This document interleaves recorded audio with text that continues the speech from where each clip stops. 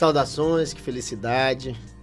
Um diálogo interessante para o dia de hoje, neste sábado, para dialogarmos com meu amigo de infância, Cleópas Isaías, e meu querido companheiro de bancada, doutor Vitor Moreira Serra. Vitor, sem ser. Moreira Serra. Exato. Se apresente, doutor Vitor. Então, Ted, meu amigo, Cleópas, meu amigo, a quem nos assiste, meu muito bom dia nessa manhã de sábado. Já estive aqui no domingo passado, acompanhado de meu pai e da professora Ivane, recebendo o professor Paulo Roberto Barbosa Ramos. Então, me chamo João Vitor Ferreira Moreira Serra, mais conhecido como Vitor, e o Moreira Serra herdei de meu pai, que na verdade não é dele. Não. Ele herdou sim do meu avô, que esse sim é o Moreira Serra de verdade. Ele é o Júnior. Ele é o Júnior. Então, estou aqui hoje acompanhado do meu grande amigo e referência TED, para que a gente possa aí... Apresente a fera. Pronto. Passei 8 anos no Exército, e no Exército a gente aprende que a infantaria ela sempre ataca em superioridade numérica. Como o entrevistado hoje é do nível muito grande, é assim que eu leio o extrato extremamente reduzido do currículo dele, os espectadores vão ter noção disso, tivemos que atacar em maior número, né, Ted? Então... O doutor Cleópas Isaías Santos é doutor em Direito Constitucional, com ênfase em Direitos Fundamentais e Processo Penal, pelo Instituto de Direito e Pesquisa, em Brasília, mestre em Ciências Criminais pela PUC do Rio Grande do Sul, professor adjunto da nossa Universidade Estadual do Maranhão, delegado de Polícia Civil. Isso, deixando de lado aí, foi professor na Escola Superior da Magistratura, na Escola Superior da Defensoria Pública, do Ministério Público do Maranhão. É ex-presidente da nossa ADEPOL, da Associação dos Delegados de Polícia do Estado do Maranhão, professor do Supremo TV, curso preparatório para concursos, autor de diversos livros, autor de diversos artigos e capítulos de livro. E nós estamos aqui hoje para falar um pouco sobre direito penal.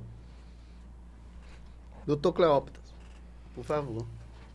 Bem, é uma satisfação e uma alegria enorme estar aqui com vocês. De fato, Dr. Ted Anderson, já nos conhecemos há décadas, apesar de muito tempo que já não nos víamos ou não tínhamos essa convivência. É uma grata satisfação. Queria saudá-lo, já que nós estamos nos saudações. Vitor Moreira Serra, quem herda também possui, então, já que foi herdado Moreira Serra, vocês também são verdadeiramente Moreira Serra, filho de um querido amigo, e é uma alegria. E além de tudo isso que está aí, pai do Joaquim. É isso aí. Um grande prêmio. Acima de tudo isso, né, meu amigo? Pai do Joaquim. Vamos lá. Eu queria primeiro fazer uma observação aqui. É bom que a gente vai ter aí mais ou menos uns quase 30 minutos para dialogar. Dá tempo de pensar. Primeiramente, eu queria falar da presença no estúdio. Cadê meu amigo Moreira Serra? Está aqui, o pai, observando seu filho. E logo fazer esse convite para o Vitor. Dizer para o Vitor que nós temos a pretensão de agora, ainda nesse primeiro semestre, lançar o Saudações Jovem, que é essa discussão, trazer a meninada mais... Interessante. Porque tem a ver com a discussão que nós fizemos, Moreira, do ponto de fala, né? Referencial de fala. A mulherada gosta de usar essa expressão, essa coisa do ponto de fala. Então, assim, o Moreira, e é verdade, aqui, ele sempre consegue um diálogo, uma comunicação com aqueles profissionais que são mais antigos, mais capacitados, mais gabaritados, que têm mais história. Então, eles se sentem mais à vontade quando estão a dialogar com o Moreira Serra. Sim. Né? Então, essa turma mais nova, às vezes gosta de bater um papo comigo e tal, pra gente já pensar em coisas mais técnicas, falar de direito. As mulheres, no geral, se sentem mais à vontade com a Ivane Rodrigues, que nós temos o Saudações Mulher com Ivane Rodrigues. E aí é aquele papo, né? Mais no lugar de fala, né? Isso. E aí a gente tem, então, esse projeto para lançar nas redes sociais. Vai lançar no YouTube primeiro.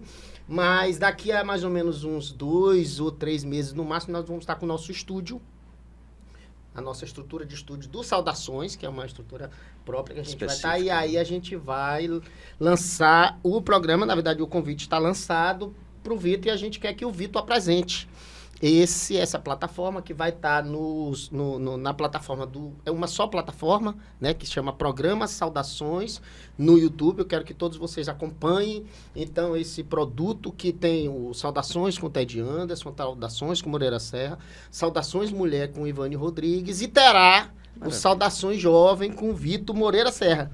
Tem que usar o nome, né, prestigiar o nome. Então, a ideia é essa, então invista disso. O microfone é seu. E essa será a sua primeira experiência apresentando, meu querido Cleópas. Eu vou ficar aqui só observando o tempo. A minha função aqui hoje é observar o tempo. Então, fique à vontade. Na verdade, né, Cleópas, eu vim pensando que a infantaria estava atacando em superioridade numérica e eu estava no ataque. De repente, eu percebi... Assuma a função. Eu percebi que, na verdade, eu era a vítima, eu era o alvo. Então, Ted, em primeiro lugar, aproveitar essa oportunidade para falar da minha gratidão. Apesar de ser operador do direito e estar há 10 anos, aí, desde que entrei na graduação, trabalhando com direito, a comunicação sempre na alma. Sempre foi uma das minhas maiores paixões. Até porque, como eu ouvi de um amigo há algum tempo, trabalhar com direito, acima de tudo, não adianta você ler, o pessoal diz, não, você tem que ler muito, você tem que se dedicar muito, você tem... Nada disso. Tudo isso é acessório. Para trabalhar com direito, você tem que amar pessoas e entender sobre pessoas. Quer como advogado, quer como professor da Universidade Estadual do Maranhão, quer como delegado de polícia. Principalmente como delegado de polícia, eu diria, né, meu amigo? Então, falar da minha gratidão. Não sabia, fui pego de surpresa, mas recebo a missão com muito carinho e com a certeza de que entregarei o que tenho de melhor e sempre buscando me aperfeiçoar. Então, Cleópas, meu amigo, lhe fiz o convite para que a gente viesse aqui tratar um pouco sobre direito penal e até para pensar em quem está nos assistindo numa manhã de sábado que fatalmente está ligado no que tem acontecido no mundo, o que tem acontecido no Brasil, para que a gente converse sobre temas atuais. Então, nessa semana em que a gente está gravando o programa, curiosamente, foi votado um projeto de lei na Comissão de Segurança Pública do Senado e, salvo engano, foi para o plenário do Senado também, que fala sobre a saidinha, a famosa saidinha. E a gente vê muita gente comentando sobre a saidinha, falando que não pode acabar, falando que tem que acabar, mas afinal, meu amigo, o que é essa saidinha temporária? De fato é um tema bastante relevante e atual, e como qualquer tema político, sempre chama a atenção da pauta. Os meios de comunicação em geral estão trabalhando com isso, então é um tema bastante relevante. A saidinha é uma espécie de benefício, digamos assim, previsto, inclusive, na lei de execução penal, para determinados apenados, pessoas que estão cumprindo pena em regime semiaberto.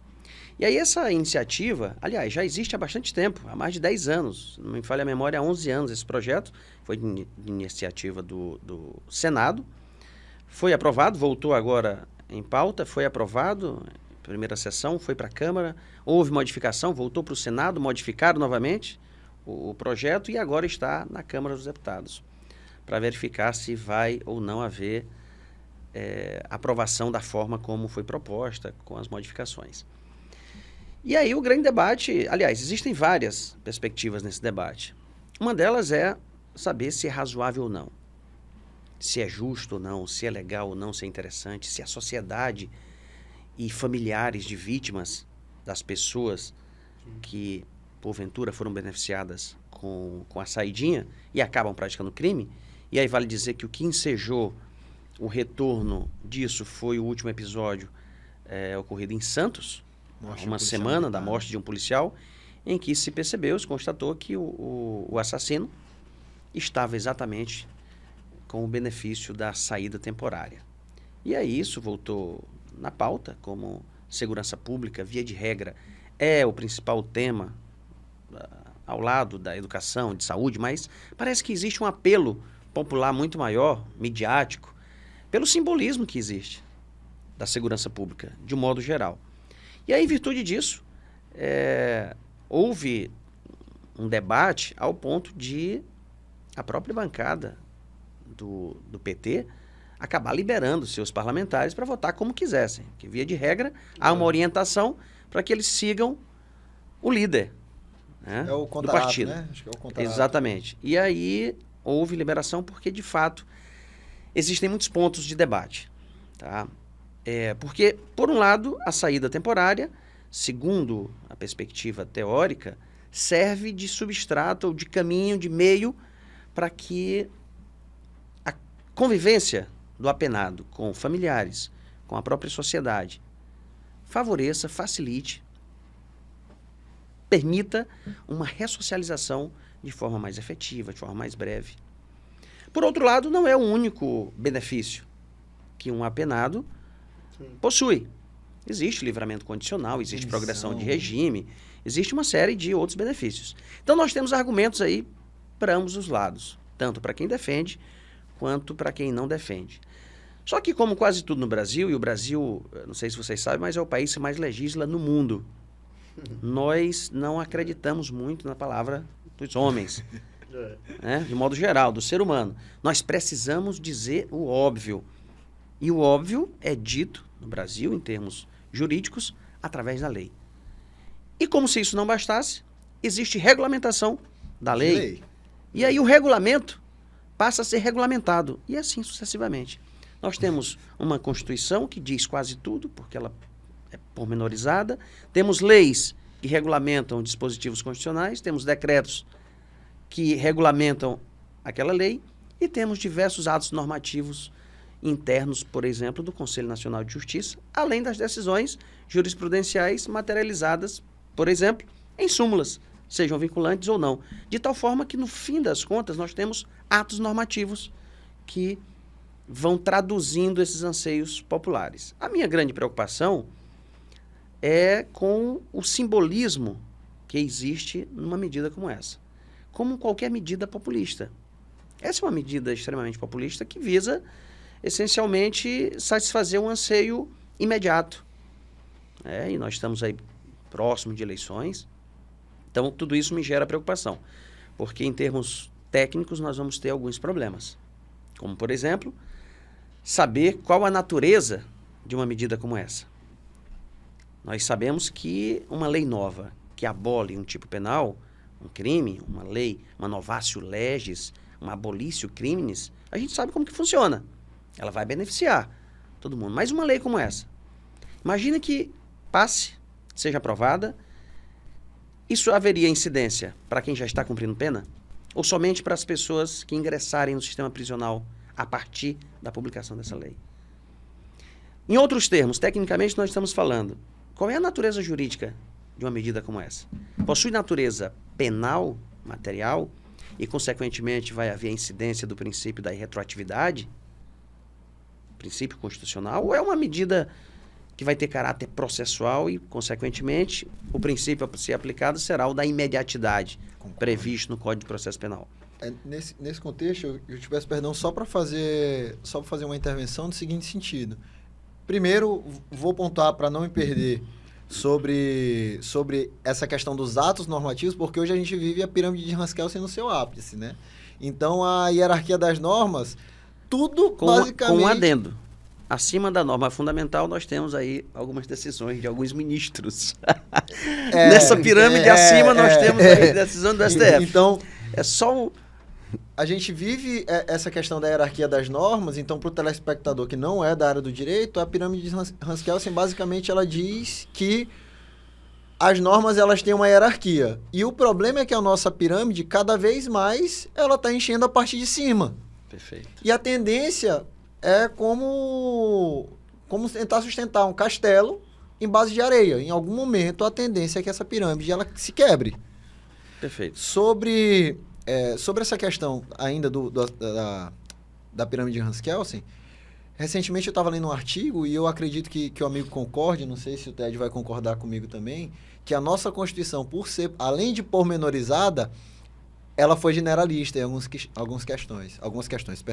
Por exemplo, no direito de agir e no acesso à justiça. Porque hoje, tudo, literalmente tudo, todas as pretensões, elas podem ser levadas à barca de um tribunal pelo menos da intervenção de algum agente público, ou civil, ou mesmo criminal. Tem razão. A própria Constituição, ela ressalva uma hipótese que é muito interessante, que é uma ressalva temporária ao princípio da inafastabilidade da apreciação jurisdicional ou da obrigatoriedade da apreciação do Poder Judiciário, que são os casos relacionados a futebol, a esporte. Exclusivamente essas hipóteses. Primeiro tem que haver um exaurimento da esfera administrativa para depois ingressar no âmbito judiciário, do judiciário. Afora isso, todas as demais demandas são judicializáveis. E aí, tocaste num aspecto que é muito interessante e que passa despercebido por muita gente, que é a porosidade das normas constitucionais, ou a generalidade. Veja que existem normas no nosso sistema que são normas-regras e normas-princípios. As normas-regras são os conflitos aparentes que nós vamos nos deparar, vão ser resolvidos através de algumas hipóteses já bastante claras, bastante amadurecidas no nosso sistema. Anterioridade, superioridade, enfim, especialidade. E elas são aplicáveis no sistema do tudo ou nada. Ou aplica ou não se aplica. Ou uma norma, regra, é aplicável ao caso, ou não é. E o sistema é de subsunção. É fato e norma. O juiz, o aplicador do direito, verifica qual é a situação fática, vê qual é a norma aplicável, a norma-regra, e aplica ou não aplica. Já é diferente das normas-princípios. Os princípios, como são normas mais abertas, mais porosas, elas não funcionam da mesma forma. Os princípios são aplicados na maior medida possível. De maneira completamente extensiva. Não exatamente como subsunção. É feito por ponderação. Então é possível que nós tenhamos, por exemplo, aliás, nós vamos falar sobre isso hoje, sobre restrições a alguns direitos fundamentais do apenado que poderiam, aparentemente, estar conflitando com outros direitos. Pronto. Como o sigilo, que não vai existir o sigilo das comunicações entre presos e familiares e até advogados.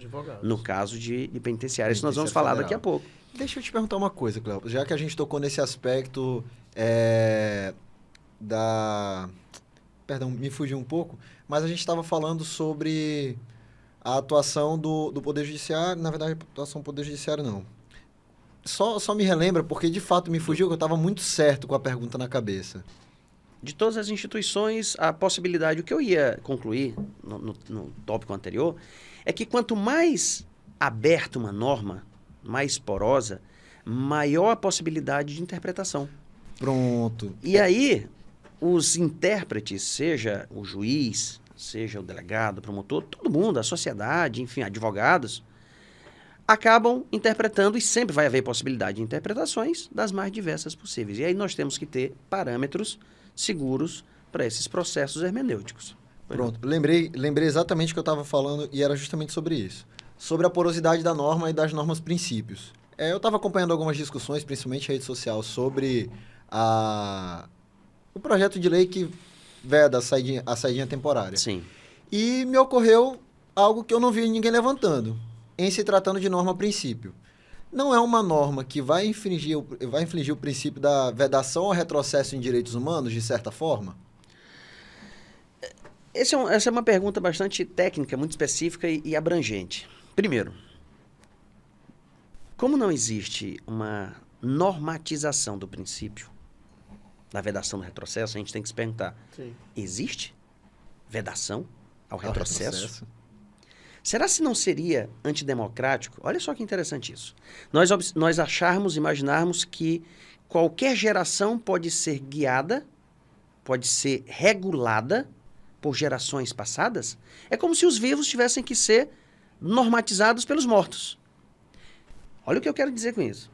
Se a gente diz que há uma vedação ao retrocesso, a gente está dizendo existe um engessamento normativo de tal forma que a partir daqui não é possível retroceder.